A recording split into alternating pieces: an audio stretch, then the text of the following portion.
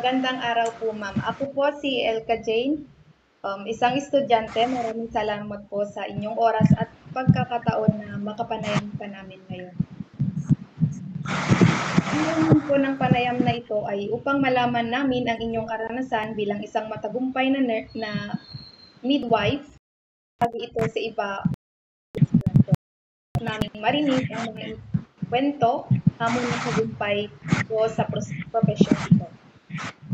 Bago po tayo magsimula, nais ko munang malaman kung okay lang po ba na i-record namin ang inyong sagot para sa dokumentasyon.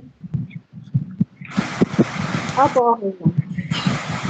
Kung handa na po kayo, maaari na po tayong magsimula. Sige po. Maaari po ba kayong maghahagi ng maikling pagpapakilala sa inyong sarili? Ako si Rosanshine Santos. Kasalukuyang nakatira dito sa Taguig City. Isang midwife. Sa pangalawang katanungan po, ano ang pinakamalaking hamon na iyong hinarap noong nagsisimula ka pa lamang bilang midwife? Ang trabaho ko kasi dito sa pinasukan kong hospital ay isang nursing assistant. So, as a nursing assistant, kasama sa trabaho namin siguro ang malaking hamon ay yung tatag ng sikmura o kaya tatag ng loob sa mga klase ng pasyente. Una ito yung patay, yung mga patay. Kasama sa trabaho namin ang pagpapaligo ng patay. Pag namatay na sila, linis, ganyan. So, siguro isa yun sa pinaka-challenging na kakausapin mo sila kahit patay na sila, dadamitan mo, papaliguan mo, ilalagay sa cadaver bag, tapos dadalhin sa morgue, yung mga magulang, ay mga pamilya nila. So, siguro yun yung tsaka ibay ng loob, ibay ng sikmura. Mga ganong sitwasyon.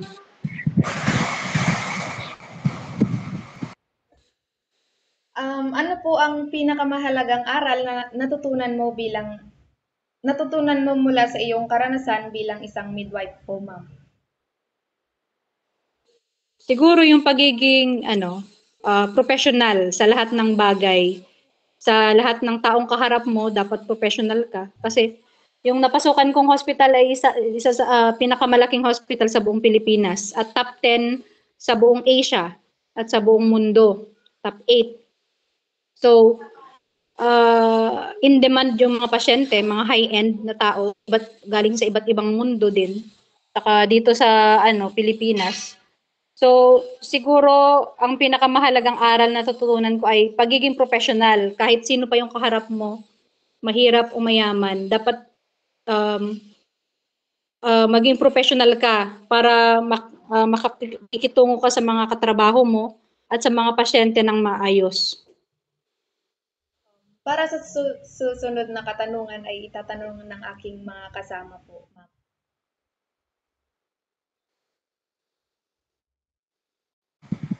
Ako naman po si Brixon Harold Sigulam, Ma'am Sunshine. And ito po yung aking katanungan. Paano mo po hinarap o hinaharap ang stress at pressure sa ospital o klinika? Sa hospital talaga ay palaging may pressure. Dahil tulad ng kunwari, nakaupo lang kayo, nagpapahinga, maya-maya may isa ng tao na nagpo-cold blue. Cold blue ang tawag doon sa kailangang isalba yung buhay ng isang tao. Kunwari, kailangang i-pump siya, mabilis ka, dapat mabilis yung action mo. So, stress yung mga doktor, lahat sa'yo, iutos, ganyan, ikaw tatakbo ng lahat-lahat, tapos tutulong ka sa pag-revive sa pasyente. So, yung mga ganong bagay, dapat laging handa yung utak mo, laging handa ka pagpasok. Pagpasok mo, dapat ready ka na, well-groomed ka na, kumain ka na. Kasi pagdating mo doon talagang sabak kung sabak. Kasi kahit anong oras, kahit minsan sa sabay-sabay pa sila na nag-cold blue or nag-aagaw buhay. So lahat yun kailangan ma-attendan mo. Ilan lang kayo naka-duty. So Yun naman, yung mga pressure na ganun, kung handa ka, pagpasok mo pa lamang.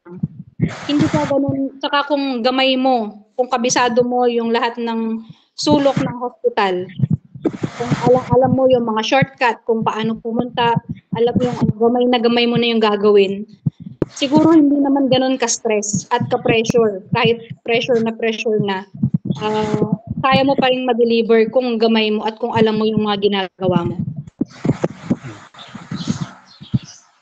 At ang susunod naman po ay maaari niyo po bang ibahagi sa amin ang isang hindi malilimutang karanasan mo po bilang isang midwifery or nurse po? Siguro ang maalala ko na lang na nung bago pa ako pumunta sa St. Luke's na lang. Nung doon pa sa Manabo Abra, kasi doon ako nag-train. So graduate ako noon. Tapos may grupo ng mga teachers tsaka their principal, isang mga estudyante at mga guro na pupunta sa Bangged upang sumali sa isang, ewan ko, magpapasa yata sila o may sasalian sila na contest. Tapos nahulog yung isang buong jeep nila sa Bangin, doon sa Bulinay.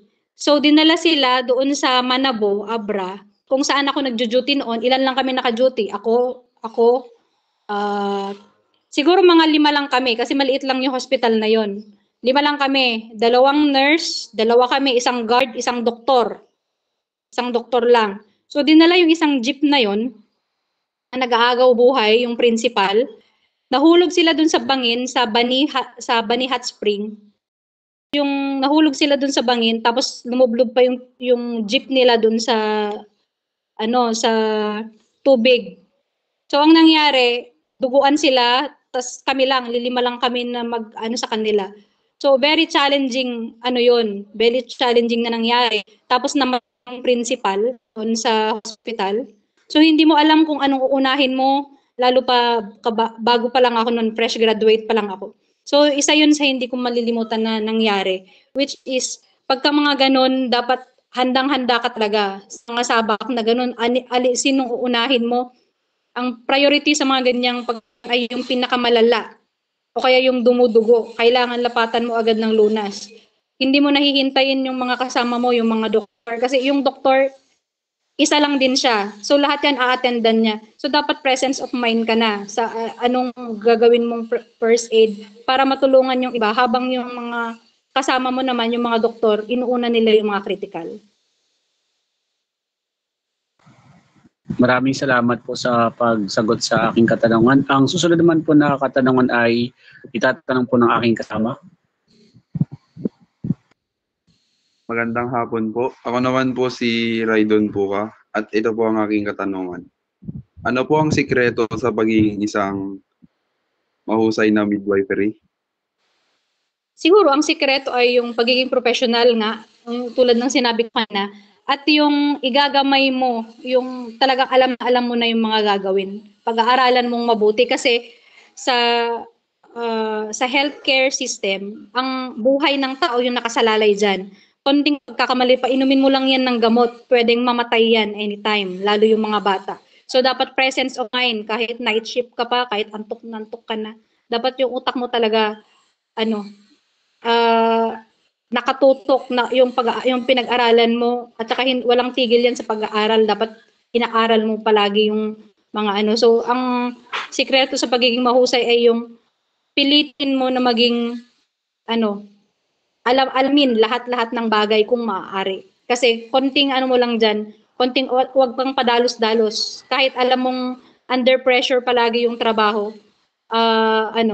dapat yung presence of mind palagi. Kasi buhay ng tao yung nakasalalay. At ang susunod ko mong katanungan ay, ano po ang iyong may papayo sa mga kabataang nais maging midwife sa hinaharap? So, ang may papayo ko lang, ang pagiging midwife, nurse, or doktor, or kahit sa healthcare, na profession, dapat buo yung loob mo. Hindi pwede na, alam mo lang na malaki yung pera, malaki yung sahod sa mga ganitong profesyon, susubok ka na, yun na yung pag-aaralan mo, hindi yun. Dapat buo yung loob mo pagpapasok ka dito. Kasi kahit bumabagyo na, kahit lumilindol, kahit may sunog sa bahay mo, o kahit anong emergency sa bahay mo, kapag naka-duty ka, kung walang papalit sa'yo, hindi ka pwedeng umuwi. So doon ka lang hanggat walang papalit sa'yo. So kahit anong disaster, kahit ang lakas-lakas ng bagyo, lahat na baha, hindi pwedeng absent ka. Dapat papasok at papasok ka. So pwede rin nilang i-cancel yung mga leave mo, ganyan.